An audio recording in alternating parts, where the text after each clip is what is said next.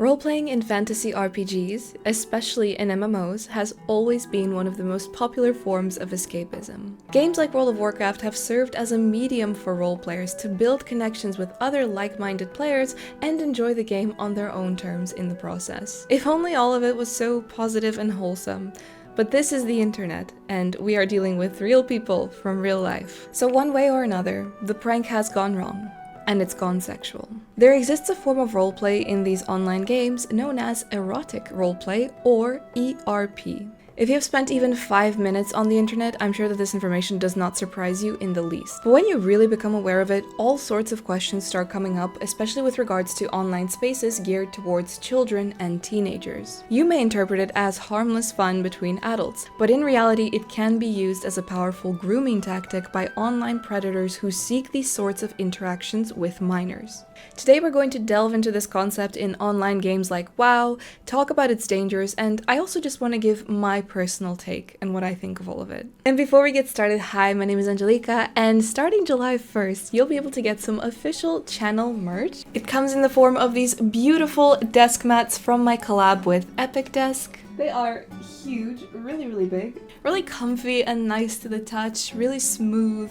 They have a nice thickness to them as well. You guys know how much I love medieval clothing in RPGs, and this is something that the artist that I worked with on this design has brought to life really well, and I think it fits the channel really nicely also. These are limited edition, one-time sale only, no restocks. Once they're gone, so get them while you can. Now, when discussing this topic, I will mostly be referring to it in the context of World of Warcraft. That's just because this is where I have personally witnessed it the most, and it's where I first witnessed this sort of thing. However, this is not a concept unique to WoW. This isn't even a concept that was started in WoW. Since the dawn of the internet, any online space that allowed for the interaction with other people was subject to ERP. The earliest, most basic chat rooms, forums, all that sort of thing, heavily featured this particular concept. That sort of roleplay was and still is abundant in those kinds of spaces. There's nothing quite like anonymity to really get people to come out of their shells. World of Warcraft and online games in general would allow people that partook in this sort of activity to take things even further. No more were you just typing out your fantasies with strangers on the internet, but you're now present in the form of an avatar. This makes the experience more real, more diverse, and more personal. And don't get me wrong, this absolutely wasn't a thing that you would see everywhere in WoW, certified Gunner game, no. But there were specific roleplay servers and specific locations within those roleplay servers that saw a lot of that kind of action. Have you ever heard of the Moonguard server? I never experienced actual Moonguard because I live in Ireland, but I have played on Argent Dawn, which is the EU equivalent. Here's the thing about these servers. I was about 14 when I started playing on Argent Dawn. The reason that I moved to it was because it was popular for having like a really big and active community. The main server that I was on at the time was dying pretty much, and then I just logged on to Argent Dawn and I see this thriving community, all these different people. It was so strange to see so many people online at the same time at that point for myself, just because it had been a while. And if I'm honest, before we get into any of the really bad stuff, I did really enjoy my time there. The server as a whole isn't this cesspool of questionable activity, but these activities have hubs, and the most prolific of those is the Goldshire Inn, located in the Elven Forest. The thing about this place is that it's very central and accessible. You will stumble across it if you're leveling an alliance character, and inevitably you're going to bear witness to the horrors that go on in this establishment. When you first walk in, you'll see that the place is super crowded, unusually so if you're used to playing on regular servers, and people just stand around, half naked, waiting for somebody to interact with them in that way. And it's not just characters that were created a minute ago. These are high-level characters, mid-level characters that stopped their journey to visit the inn, all sorts of people just waiting around. If you make your way up the stairs, very often you'll stumble across shameless ERPers in the middle of their act. And I'm not even going to go into what goes on in that basement. Now, as you can imagine, there are very limited physical acts that you can actually replicate in the game. Like, you do have your regular teabagging and similar movements, but it's just enough to make it look really obscene and wrong if you've accidentally stumbled across it. But the true filth comes from what people say to each other via in-game chat and the /emote command. If you're unaware, /emote is a text command that allows you to narrate your character's actions. It's effective because when you use a command to take an action that's actually scripted into the game, for example, /dance, it appears in this orange text. There are several other commands like that that don't actually have physical actions that your character takes, like /love, where it will say your character name loves whoever you've targeted, or /hug, which works in the same way. You don't actually get to hug anybody. So the /emote text appears in orange, and its format is the same in that it's your character's name followed by whatever you've written after. And I mean really, whatever. And that is the danger of it. This /emote will appear in the chat for every player in your proximity, so it isn't a private thing between two players, even if they do choose to keep everything else to party chat or /whispers. Not even in your worst fanfiction nightmares can you imagine the horrific /emotes that I've walked in my time on that server. It's unfortunate that while Goldshire was probably the worst place for these sorts of activities, it was also the spot where you would sort of gather with your friends a lot of the time, so very often you would just see this roleplay. Now here is the main issue. World of Warcraft is a game that's rated 12 and up. It's safe to assume that a huge chunk of the player base is very underage, young and impressionable children. The sort of interactions that these players very openly have sort of puts into question the age rating. Now, there are of course rules around engaging with other players in the game and the infamous social contract, but the closest point that I could find that may potentially be relevant here is the following. They do not accept harassment, threats, or abusive/derogatory language and behaviors. They don't explicitly state that chats or behaviors of a sexual nature are not allowed. Now, I imagine in a way that's sort of a given because I have heard that reporting works, and if you see something like that and you report it, it will be dealt with accordingly. But it's very, very interesting that this is not stated in that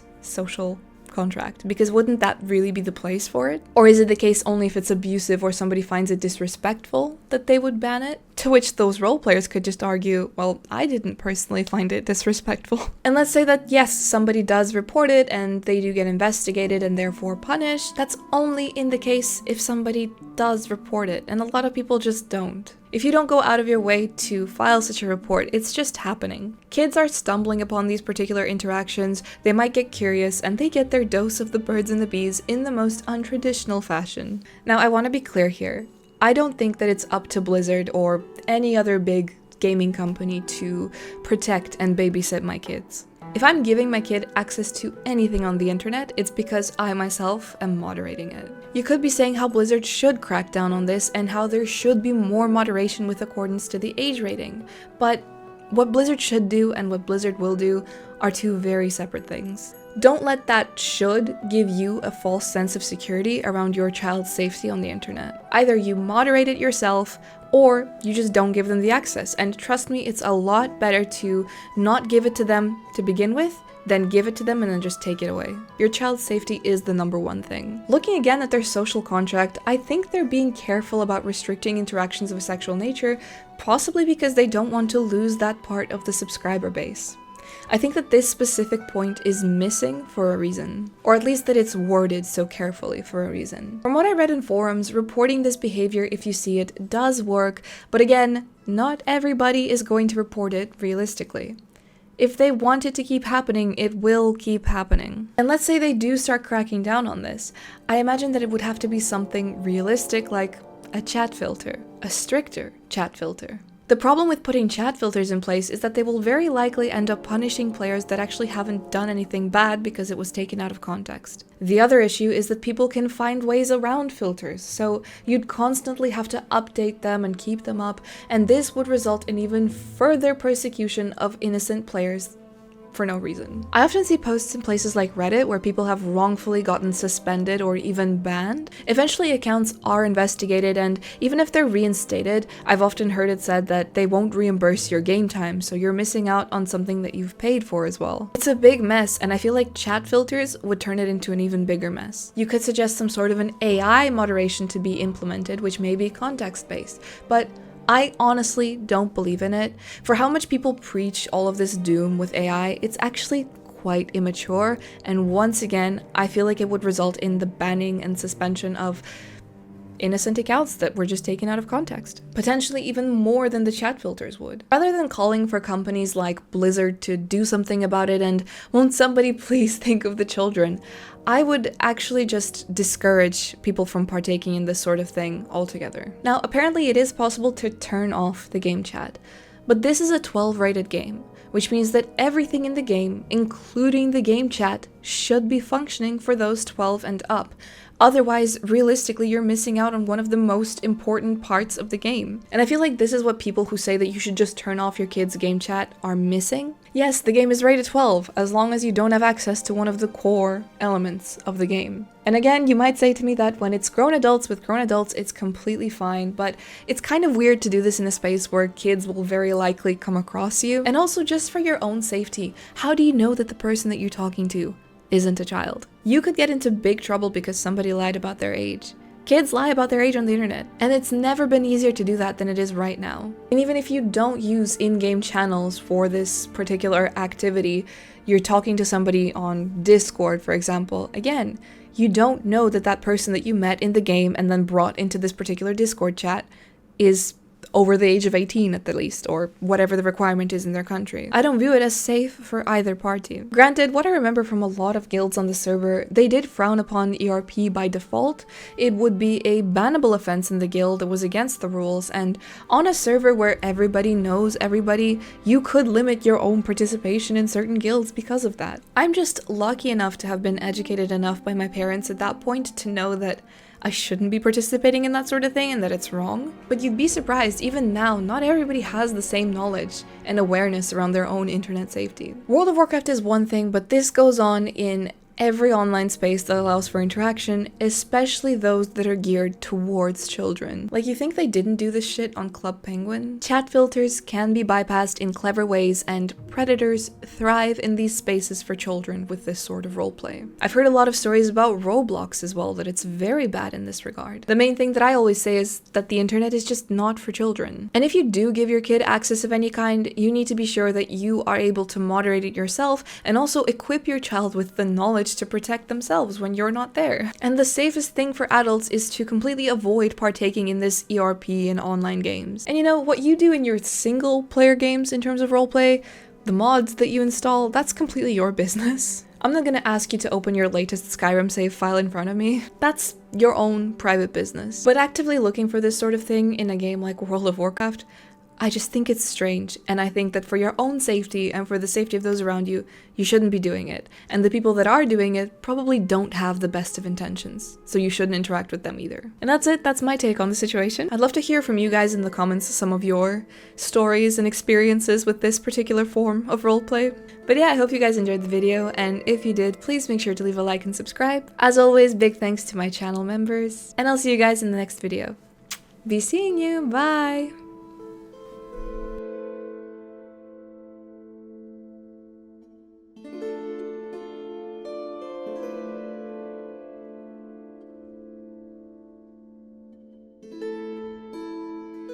Thank you.